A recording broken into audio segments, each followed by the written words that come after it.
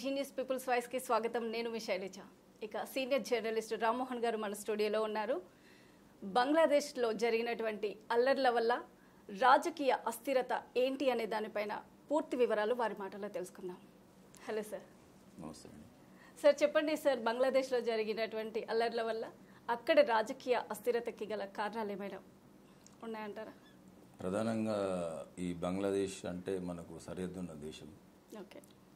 ఈ సరిహద్దున ఉన్న దేశం మనకు ఈ బంగ్లాదేశ్లో ప్రధానంగా అల్లర్లు మొదలయ్యింది రిజర్వేషన్ మీద. ఆ రిజర్వేషన్ ఏంటంటే బీసీఎస్ అన్నమాట. ఓకే. బంగ్లాదేశ్ సివిల్ సర్వీస్ అనే ఒక రిజర్వేషన్ అనేది కూడా ప్రత్యేకంగా ఉంది. అది మన భారతదేశానికి స్వాతంత్రం వచ్చినప్పుడు అంతకు పూర్వమే మనకు పాకిస్తాన్ విడిపోయింది కాబట్టి ఆ స్వాతంత్ర సందర్భంగానే మన దేశం నుండి పాకిస్తాన్ ఆంగ్లేయులు విడగొట్టినప్పుడు ఇక్కడ ఈస్ట్ పాకిస్తాన్, వెస్ట్ పాకిస్తాన్, ఇప్పుడున్నటువంటి బంగ్లాదేశ్ వెస్ట్ పాకిస్తాన్గా ఉండేది. అక్కడ ఉన్నటువంటి ఇప్పుడున్నటువంటి షేక్ మెజాబుల్ రెహమాన్ అధ్యక్షతన అక్కడ పార్టీ పాకిస్తాన్లో ఉన్న పార్టీ అధికారంలోకి వచ్చింది. ఆయన దానికి హెడ్ ఉండే ఇప్పుడున్న వెస్ట్ బెంగాల్కి, బంగ్లాదేశ్కి. అయితే దాన్ని ఆయన అంగీకరించలేకుండే సపరేట్గా కావాలని ఒక ఆకాంక్షతో ఆయన ఏం చేసిండంటే కొంత పోరాటం చేసిండు. పాకిస్తాన్ నుంచి బంగ్లాదేశ్ డివైడ్ చేయడానికి వేరే ప్రత్యేక గుర్తింపు కోసం స్వాతంత్ర దేశంగా చేద్దామన్న ప్రయత్నంలో ఆయన చేసిండు. అక్కడ అప్పుడు ఇందిరాగాంధీ గారు ఉన్న సమయంలో జరిగింది ఇదంతా. 71, 75 మధ్యలో. అప్పుడు ఏంటంటే ఇందిరాగాంధీ కూడా సపోర్ట్ చేసింది. ఆయనకు సపోర్ట్ చేయడం ద్వారా బంగ్లాదేశ్ అనేది ఏర్పడ్డది. కొత్త దేశంగా, ప్రత్యేక దేశంగా ప్రపంచాలు కూడా గుర్తించాయి.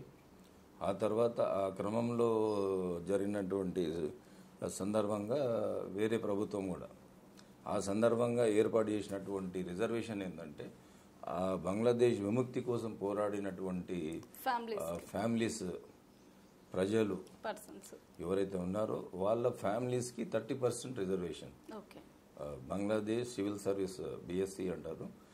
దాంట్లో రిజర్వేషన్ కల్పించాలి అన్నట్టు ఒకటి రూల్ అనేది కంటిన్యూ అవుతున్నది. అది కంటిన్యూ అవుతున్న సందర్భంగా ఏమైందంటే మామూలుగా ఆ రిజర్వేషన్ మీద కూడా కొంత తీవ్రమైన వ్యతిరేకత.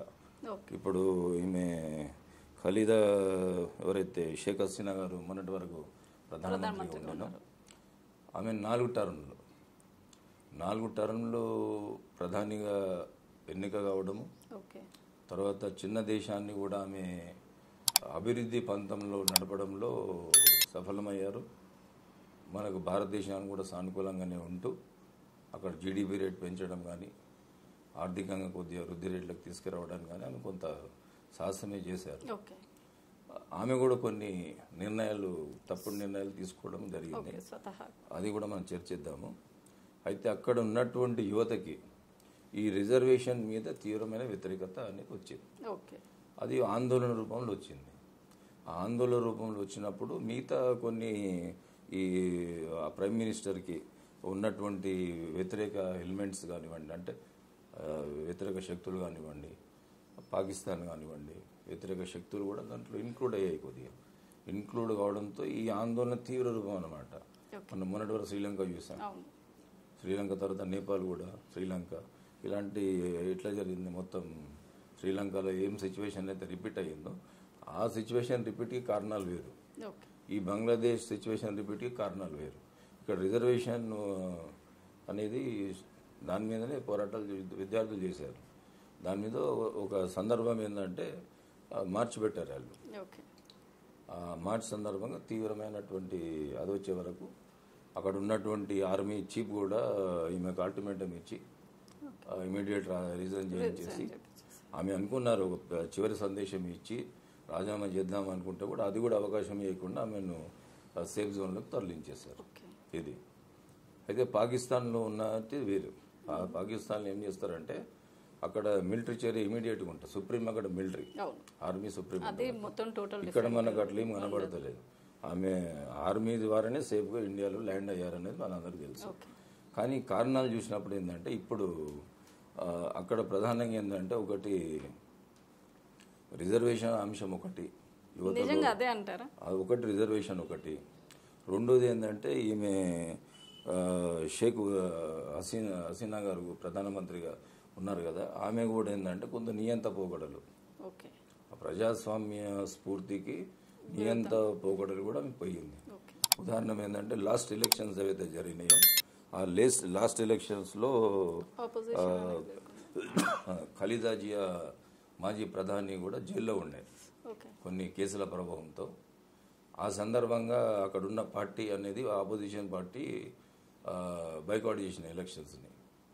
ఆ బైకాట్ చేసినప్పుడు ఏమైందంటే ఈమెనే అప్పుడు మళ్ళీ ఎలక్షన్ పెట్టినప్పుడు ఇట్లా ప్రజాస్వామ్యంలో ఈమెని కొంతమంది వీళ్ళ వాళ్ళని ఇండిపెండెంట్గా పెట్టి గెలిపించుకొని మొత్తానికైతే పరిపాలన కొనసాగిస్తున్నారు. అది కూడా కొంత వ్యతిరేకత అనేది ప్రజల్లో వచ్చింది, ప్రజల్లో యువతలో వచ్చింది. అది రెండో కారణం. మూడో కారణం ఏంది, ఒక నియంత ప్రజాస్వామ్యంలో కూడా ఆమె ఒక కొన్ని నియంత పోకడలకు పోతుందన్న అభిప్రాయానికి ప్రజలు వచ్చేసారు. అందుకే ఈ ఆందోళనలన్నీ తీవ్ర రూపం తలచినాయి. కాబట్టి ఈ పరిస్థితులన్నిటికీ రాజకీయ అస్థిరత ఇప్పుడు ఒకటేసారి ఒక చిన్న దేశం మీద ఇంత తీవ్ర ప్రభావం చూపిందంటే రాజకీయంగానే కాదు, అది సామాజికంగా, ఆర్థికంగా అనేక విధాలుగా కూడా తీవ్ర నష్టం అనేది ఈ బంగ్లాదేశ్. అంటే కుట్రల వెనుక పరోక్షంగా చైనా, పాకిస్తాన్ ఇప్పుడు చైనా ఇప్పుడు భారతదేశానికి శత్రు అంటే భారతదేశానికి పొరుగునున్న దేశాలలో చైనా పాత్ర కీలకంగా ఉంటుంది. ఏదో రకంగా ఇబ్బంది పెట్టాలనే చూస్తుంటుంది. అయితే మనకు బంగ్లాదేశ్కి సుమారుగా 4000 కిలోమీటర్ల సరిహద్దు ప్రాంతం ఉంటుంది. కాబట్టి ఇప్పుడు పాకిస్తాన్లో కూడా వాళ్ళు బేస్ ఒకటి ఏర్పాటు చేసుకున్నారు. ఒకటి మన బేస్ క్యాంప్, ఆర్మీ బేస్ క్యాంపులు కానీ మిగతా కానీ ఇవన్నీ కూడా వాళ్ళకి ఫైనాన్స్ చేశారు ముందు. అది కట్టలేని పరిస్థితిలో వాళ్ళు ఆక్యుపై చేసుకున్నారన్న సమాచారం కూడా మనకు ఉంది. అయితే అలాంటివి కూడా ఉండొచ్చు ఎలిమెంట్స్, మనం ఇప్పుడే ఖచ్చితంగా ఏం చెప్పలేము. పాకిస్తాన్ పాత్ర ఉంటుంది, చైనా పాత్ర కూడా ఉండొచ్చు. ప్రాథమికంగా అయితే మనకు ఇవన్నీ అంశాలు మనకు కనబడుతున్నాయి. అక్కడ దేశం నుండి కూడా ప్రధానమంత్రి పారిపోవాల్సిన పరిస్థితి అంటే అది బంగ్లాదేశ్ రాజ్యానికి, బంగ్లాదేశ్ దేశానికి తీవ్రమైనటువంటి నష్టం. ఒకటేమో ఆర్థికంగా ఉంటుంది, రెండోది ఆర్థికంగా, సామాజికంగా, తర్వాత టోటల్ సంక్షోభంలోకి వెళ్ళిపోయింది. ఇప్పుడు అనేక విధాలుగా అనేక వందలాది మంది చనిపోవడము, ఇవన్నీ కూడా చూసినప్పుడు ఇప్పుడు మళ్ళీ ఏం చేశారంటే నోబెల్ శాంతి బహుమతి పొందినటువంటి యూనస్ గారిని అక్కడ అధ్యక్షుడిగా పెడతామంటే విద్యార్థులు సూచించారు అన్నమాట. ఎందుకంటే ఈ యూనస్ గారు ఏంటంటే అక్కడ అదే దేశంలో ఒక పేద కుటుంబంలో పుట్టి నోబెల్ బహుమతి వరకు పోయి మైక్రో ఫైనాన్స్ సిస్టమ్ని దేశంలో ఎవరు ఆకలితో చావడానికి పుట్టలేదన్న సూత్రానికి కట్టుబడి ఆయన మైక్రో ఫైనాన్స్ ద్వారా గ్రామీణ ఆర్థికంగా ఎదుగుదలకు తోడ్పడుతూ ఆయన కొన్ని బ్యాంకింగ్ సెక్టర్స్లలో ఓపెన్ చేయడము అట్లా ఆయన చేసిండు. అయితే అక్కడ ఉన్నటువంటి మొన్నటి వరకు హసీనా ప్రభుత్వం ఏదైతే ఉండేనో అక్కడ ఆయన మీద కూడా చాలా కేసులు బనాయించారు. ఆయన మీద పెట్టని కేసులు లేవు. ఆయన మీద కూడా, ఎందుకంటే ఎప్పటికైనా ఆయనతో ప్రమాదం ఉంటుందేమో, రాజకీయవేత్తలు కాబట్టి రాజకీయ కోణంలో ఆలోచించి ఆయన మీద అనేక రకాలుగా కేసులు, అనేక రకాల విచిత్రంగా కేసులు పెట్టడం జరిగింది. జైలుకి కూడా పోవడానికి కూడా అల్టిమేటం వచ్చినుండే, కోర్టు నుండి ఆదేశాలు వచ్చిన బెయిల్ దొరికింది ఆయనకు. అయితే ఇక్కడ విద్యార్థుల నుండి ఒక డిమాండ్ వచ్చింది, ఆయనను పెడితే మాకు బాగుంటుంది అని. ఎందుకంటే ఖలీదా జియా కూడా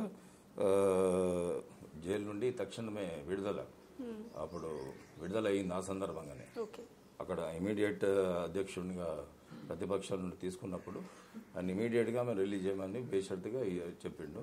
ఆమె కూడా రిలీజ్ అయ్యింది. కానీ ఇటు విద్యార్థుల నుండి కూడా ఒక డిమాండ్ వచ్చింది కాబట్టి అక్కడ అతనికి పగ్గాలు చేపట్టడం జరిగింది. అయితే ఈ తర్వాత పరిణామాలు ఎలా ఉంటాయి అనేది మనం చూడాలి.